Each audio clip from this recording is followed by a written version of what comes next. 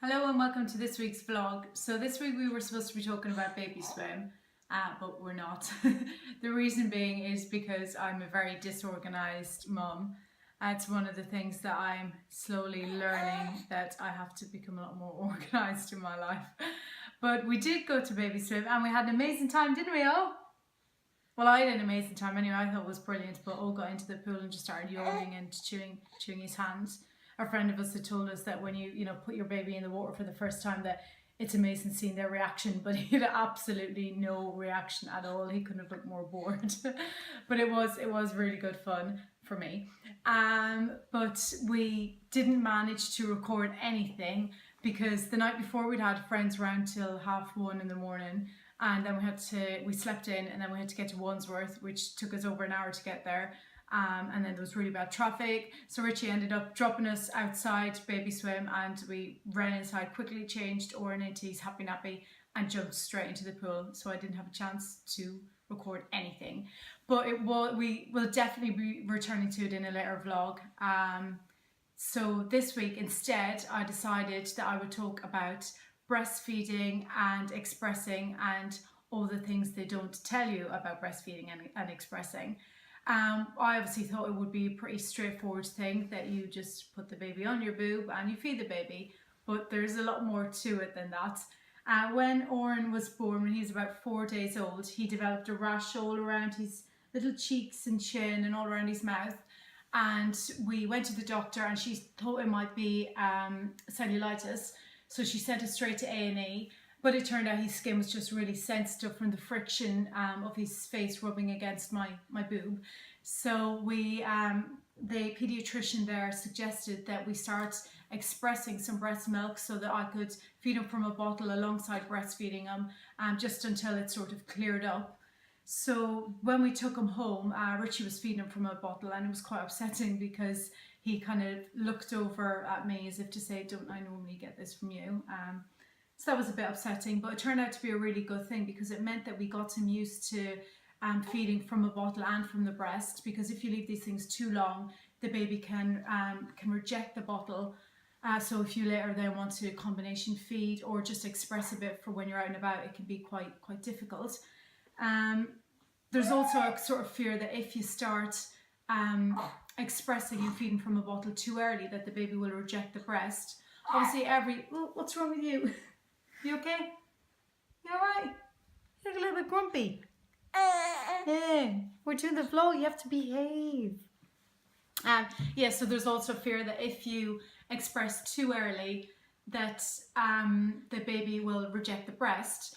Every baby and every mum, every situation is different, but definitely from our situation, it worked out really well to start introducing expressed milk in a bottle from an early stage. Just to kind of tell you a bit about an express breast pump, because obviously you know what it does, but I've never actually seen one because none of my friends use one, or my sisters didn't use any. I'm trying to talk here, do you mind? So just to kind of show you what a breast pump looks like, here it is, the absolute dreaded breast pump. This is like a torture device. It's actually not that bad. It was to begin with, but you get used to it, kind of.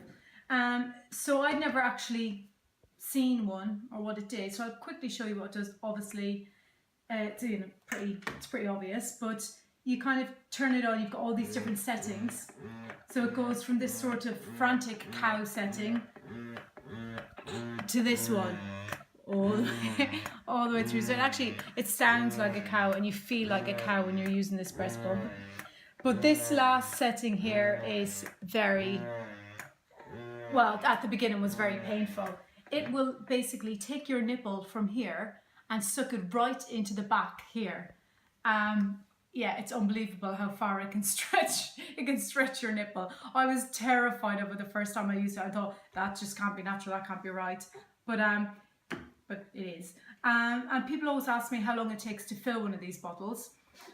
It can take anything from about 10 minutes to a painful hour of like dribbles coming out. It usually depends on how hydrated I am, or how much food I've eaten, or whether I've had a good night's sleep. If I'm fine with all those things, then expressing is easy. If not, if I'm a bit tired or anything, it can really feel like torture. It can feel like it's taken forever.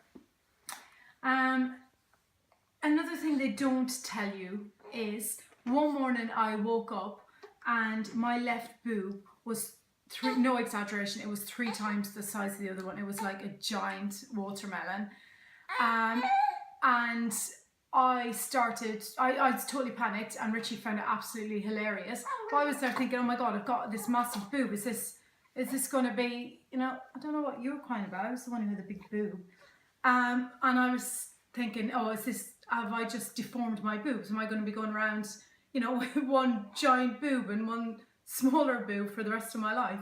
So I frantically started trying to express milk from my left breast. I later discovered that is a no-no, because the reason one boob was incredibly bigger than the other was because I'd been overusing one, because your boobs don't operate in the same way. One will express more milk than the other, and then it's easy when one is expressing more to kind of think, oh, I'm getting more results when I'm expressing from this one, so you spend more time expressing from that one or feeding the baby from that one, and it just makes it bigger.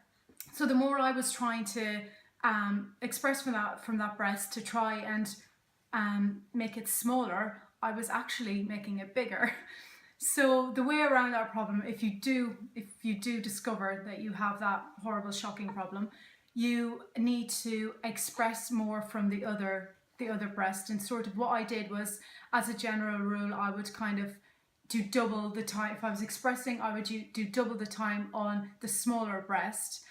If I was feeding the baby, I would start off the feed on the smaller breast, because the baby feeds more vigorously at the beginning of each feed. So eventually my boobs sort of balanced out and returned, thankfully, to their normal shape, because that was very, very scary to think that I was going to be walking around with one giant boob, or would possibly need cosmetic surgery to get them back to normal. So yeah, if you have that problem, make sure that you don't try to overexpress the full breast. You need to go to the smaller breast and express from there to stimulate the milk flow. Trying to think of what else you need to know about breastfeeding that they don't tell you. Oh yeah, it obviously helps the uterus to contract, which is a fantastic thing. It's one of the benefits of breastfeeding, but that can be quite more painful than I thought it would be. It kind of feel like a very strong period pain, but not all the time, just every now and again. They say that when you're breastfeeding, that it helps you to lose weight. They say that it burns up the calories from having to produce and feed the baby. But I think it helps you to lose weight because you actually don't get any time to eat, especially not in the first few weeks. Can you stop interrupting my vlog? You're trying to watch the rugby on TV, aren't you?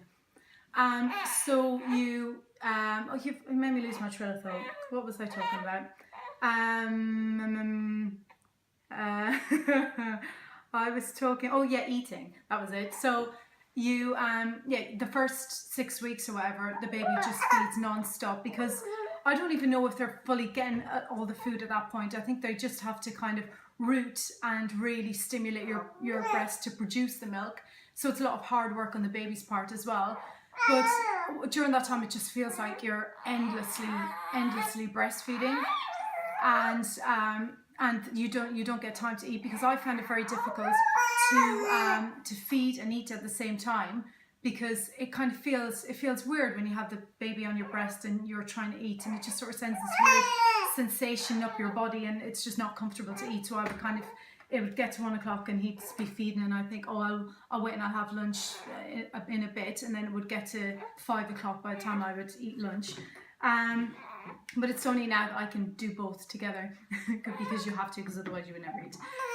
But that's another thing, just to let you know, that those first, if you're finding in those first weeks that breastfeeding is a complete drain, let me tell you, it does get better after. Those first 4 to 6 weeks are the most difficult time, but after that it gets a lot easier. And we've now settled into a normal sort of pattern, and you get more comfortable with breastfeeding when you're when you're out and about. So if you're... I'm just going to sit you up there, okay? Do you want to play with the breast pump? Play with the breast pump. No. With your elephant? You want to play with your elephant? He's teething now, so he likes to chew the elephant's trunk. So if you're struggling with breastfeeding and you're in the early weeks, do stick with it until you get to 6 weeks, because that is the point at which things do get a lot easier. I think that's everything I wanted to tell you about breastfeeding. Oh, the only people think that say that it's painful. I haven't found it very painful. The only time I find it painful is if I'm feeding Odhran and he decides that he wants to look at something behind him, and he will just have my nipple in his mouth and just completely turn his head with my nipple still in his mouth. That's the only time that it gets a little bit painful. So yeah, it's really just to kind of encourage anyone who has started breastfeeding and is the same as me, doesn't really know much about it or know many people who have breastfed. It's just to kind of fill you in on some of the things that you don't always learn from your midwife. Oops, sorry. And just to kind of stick in there with it. It gets easier as you go along. And that's everything, I think. Is there anything else we wanted to say? No? You got anything to add? I think that's everything. So yes, so like I said, please do come back again. At some point we will be talking about baby swim and taking you along to one of Odhran's swimming lessons. And thanks for watching, and we'll come back to you again next week. Bye bye. Say bye, Odhran. Bye bye. Don't headbutt me. So just one more thought, something I forgot to mention, was alcohol and breastfeeding. I was a bit confused about this when I started breastfeeding, what you were allowed and weren't allowed. And you get so much different advice from everyone. But the advice that I got was from my midwife, who told me that 1 or 2 small, so 125ml glasses of white wine a week is fine while breastfeeding. Obviously you can read elsewhere, it's one of those things that some people say one thing, other people say another thing, but that's what my midwife has told me.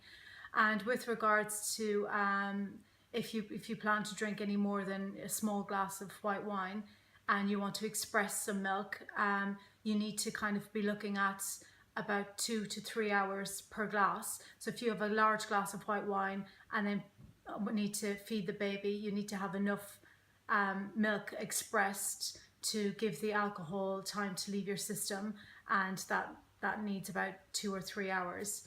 So yeah, it means that basically you can't really drink a lot of alcohol, but you can have a teeny tiny drop. Beck's Blues. Beck's Blues, that's the way forward, Beck's Blues.